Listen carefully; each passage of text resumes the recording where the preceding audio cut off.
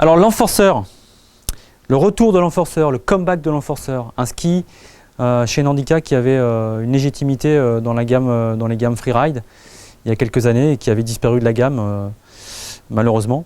Là on a essayé de garder cette exigence de performance sur la piste et hors piste bien sûr, tout en lui donnant un peu plus d'accessibilité à des skieurs peut-être un petit peu moins bons techniquement.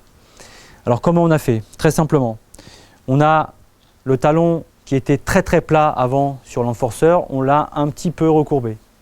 Et avant il était très carré sur sa base ici, et donc là on l'a arrondi. On a fait un petit peu un pintail pour justement garantir cette facilité de pivotement et d'avoir moins d'ancrage au niveau du talon. Et ensuite qu'est-ce qu'on a fait?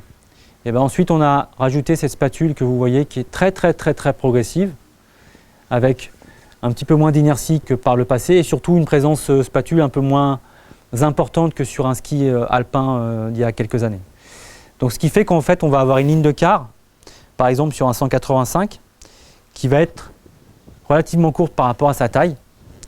Et ce qui fait qu'en fait le ski, au lieu d'avoir un ski qui à l'époque, il y a 3 ans en arrière, faisait presque 22 mètres de rayon en 185, là on est à 18,50 m de rayon en 185. Ce qui fait un rayon vraiment court pour ce genre de produit qui fait, je rappelle, 100 au patin. Et qu'est-ce qui garantit la rigidité de ce ski et la performance? C'est sa construction. Donc on est sur une construction qui est sandwich, champ droit traditionnel. On empile des couches.